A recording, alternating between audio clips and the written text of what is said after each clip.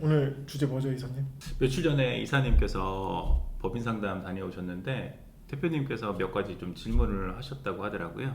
그 몇 가지 질문 중에 중요한 질문 하나 있으셨댔잖아요. 이 대표님께서 법인에 종신보험과 정기보험이 필요하냐라고 물어보시는 거예요. 필요하지 않나요? 네, 저도 필요하다고 생각해요. 아, 그래요? 네. 근데 그러면 우리가 필요하다라는 결론을 내리려면 뭔가 이렇게 단계 좀 가봐야 될 것 같아요. 질문은 이거였습니다. 법인의 종신보험이나 정기보험이 필요하느냐? 이 보험이라는 거는 결국에 어떤 사고가 발생을 했을 때 또는 사건이 발생했을 때 보험금으로 이제 수령하게 그렇죠, 되죠. 그렇죠. 네. 그럼 여기서 발생하는 사건이라는 게 뭐냐라는 게 중요한 것 같아요. 무슨 사건을 말하는 걸까요? 아무래도 뭐 대표의 유고, 뭐 변고 시 발생되는 보험금이겠죠. 쉽게 얘기해서 그냥 사망사고라고 표현을 할 수 있을 것 같아요. 오너 CEO 분께서 사망사건이라는 걸 당하셨을 때 보험금이 발생을 하는 거잖아요.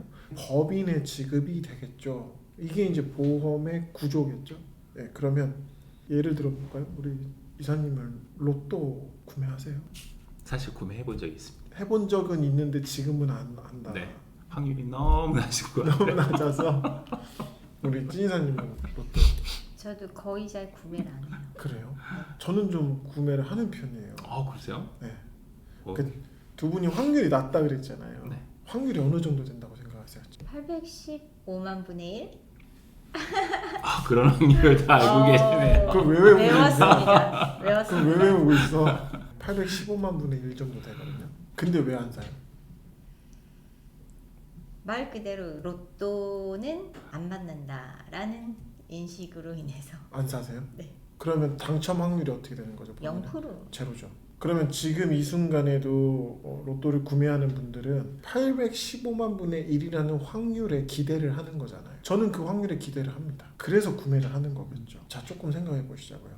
로또가 815만 분의 1입니다. 될지 안 될지 안 될 가능성이 매우 높음에도 불구하고 구매를 하시는 거잖아요. 자, 아까 얘기했던 사망사고라는 거는 확률이 어떻게 됩니까? 찐이사님. 100%네요. 100%네요. 피할 수 없는 사건이네요. 네.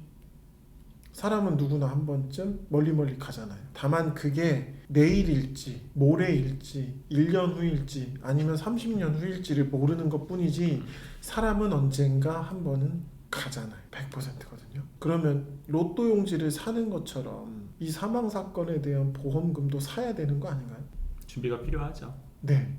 근데 이게 왜 필요하냐라는 거. 자, CEO도 사망 사고는 피할 수 없다. 그러면 그 사망 사고 때문에 법인의 종신보험과 정기보험이 필요하느냐라고 다시 물어보고 싶어요. 필요합니까? 네, 전 필요하다고 생각합니다. 필요합니까? 네, 저도 필요하다고 생각합니다. 그럼 제가 이제 이유를 여쭈겠습니다. 법인의 입장에서 왜 종신보험이나 정기보험이 필요하다고 생각하세요? 대부분의 회사들은 또 차입금이 있잖아요. 은행 그렇죠. 대출과 같은. 물론 은행에서 뭐 회사를 보고 대출을 좀 해주겠지만 중요한 판단의 근거는 또 그 대표님이거든요. 맞습니다. 기업의 신용도도 보지만 대표회사의 신용도도 보고. 그렇죠. 근데 그 대표님한테 무슨 변고가 생기면 아무래도 이게 부실 채권이 될 수도 있겠다는 염려를 할 수밖에 없고 그렇게 되면 빨리 상환할 수 있도록 압박을 가할 수도 있겠죠. 그럴 수 있겠네요. 제가 담당자라도 아무래도 조금 신경을 쓰게 될 것 같아요. 그렇겠죠. 아무래도 음. 부실채권으로 회입이 불가능한 상태를 원하진 않을 테니까 그렇죠. 빠르게 회수하려는 움직임이 있을 수 있다라고 네. 보여지는 거죠. 그래서 필요하다. 또 다른 게 있을까요? 그리고 또 이제 뭐 거래처에서 외상 매입 대금이 있을 수 있잖아요. 그렇죠. 결제 시차가 존재해서 생기는 거일 수도 있고. 네, 네. 거래 상대방 입장에서 이거 회수 못할 수도 있을 것 같은데 염려하겠죠. 그러면 그렇죠.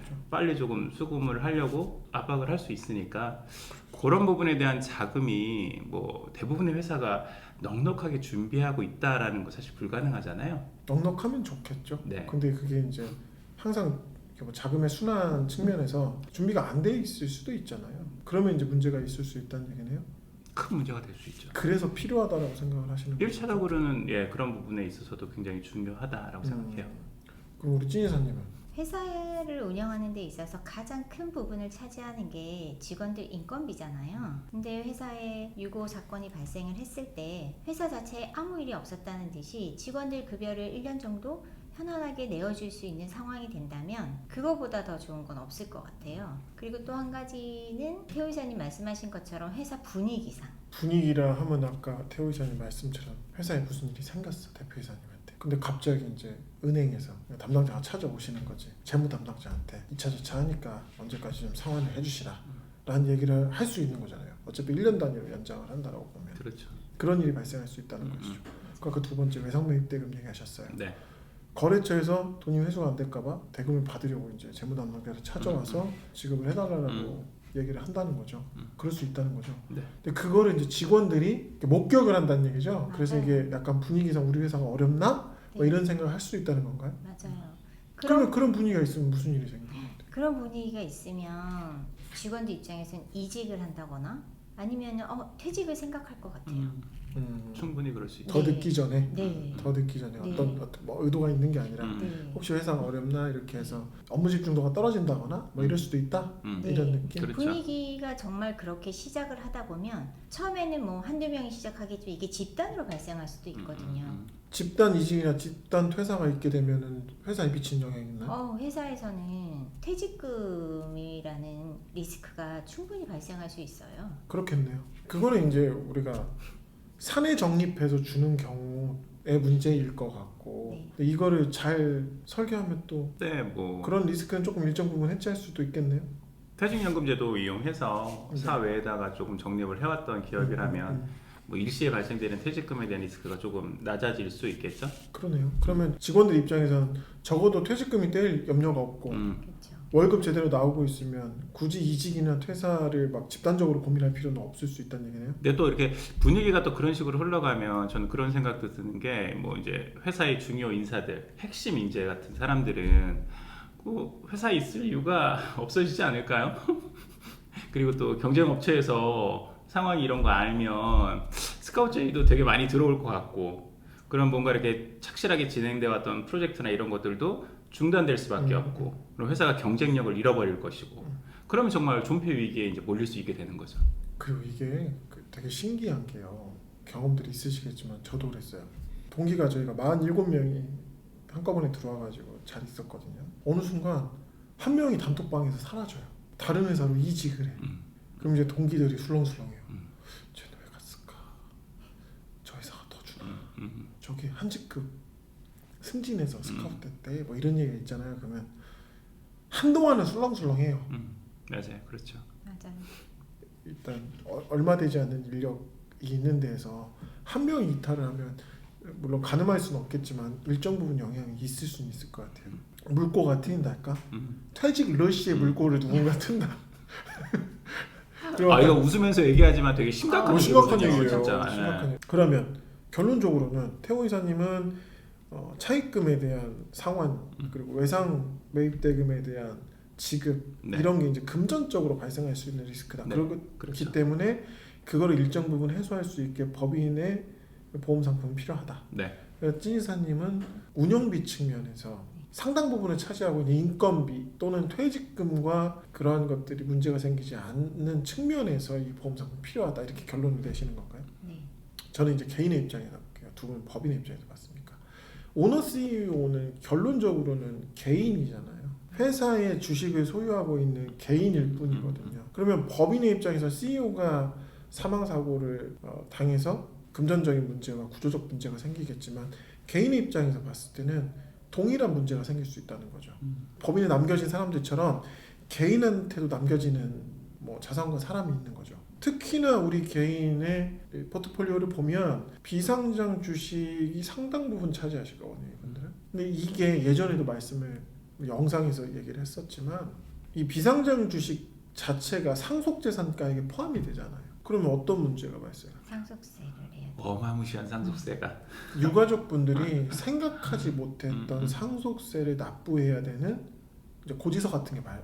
그러면 아까 법인도 마찬가지고 개인도 마찬가지야. 현금 있으면 다 해결되는 거 아닙니까? 가끔 그런 대표님도 얘기하시잖아요. 필요 없다. 다 필요 없고 우린 돈이 많아. 우린 현금이 많아서 돼요. 이렇게 얘기하실 수 있잖아요. 그럼 현금이 그러면 답이네요? 근데 또 아이러니하게 그 회사 내에 보유하고 있는 그 현금은 또 회사의 가치를 높이는 역할을 하게 되거든요. 그렇죠. 자산 계정의 현금성 자산으로 읽죠. 네. 그래서요. 그러냐면 결국은 상속 재산가액을 또 높이는 효과가 덩달아서 발생을 하는 거죠. 비상장 주식의 가치 평가를 구성하고 있는 순 자산 가치를 높이는 효과를 일으키겠네요, 현금이. 그렇죠. 네. 그러면 결국은 주식 가치가 올라가겠네요. 네. 그러면 결국 현금을 더 확보하고 있으면 되는 거 아닙니까? 또 커지죠. 그럼 결론적으로 다시 또 순자산 가치가 높아져서 상속재산가액이 높아지나요? 그렇죠. 그러면 그만큼 더 현금을 보유하고 있으면 되는 거 아닙니까? 계속 올라가요. 계속 올라가나요? 네. 막 악순환 되겠네요? 그렇죠. 그러니까 이제 그거는 현명한 방법은 절대 아니다. 아, 현금으로 때려박을 수는 없다. 네. 그러면 이게 되게 저희가 심플하게 얘기를 했습니다. 이 이상 얘기할 게 없을 것 같아요, 제 생각에는. 필요합니까? 네, 저는 꼭 필요하다고 생각해요. 네. 필요합니까? 네, 저도 필요하다고 생각해요. 저도 필요하다고 생각하거든요. 음. 그럼 끝났네요. 네, 끝났네요. 오늘은 여기까지 하면 되겠네요. 이사님이 답변을 잘하신 거죠. 그러니까 그분에게 필요하냐, 필요하지 않냐라고 물어봤을 때 꼭 필요합니다고 답변하셨다고 하니까. 자, 그럼 필요하다 답변을 했어요. 금방 우리가 접근한 이 방식 그대로 말씀을 드렸네요. 아니요, 대강은요. 대강은요. 그러면 구조를 말씀드린 거네요. 네, 네. 맞습니다. 대표님들이 우리가 상담을 하고 나면 우리 회사에 갖고 있는 이 보험 상품이 대부분 이제 종신보험이나 경영인 정기보험인데 그게 우리 회사에 이익을 주는 게 맞습니까? 라는 질문을 종종 하세요. 누가 소개받아서 와가지고 이거 하라고 해서 했는데 이게 필요한 겁니까? 라고 하면 저희가 이런 구조로 말씀을 드리긴 하죠. 필요하죠. 네. 그러면 어느 정도가 필요한 건데요?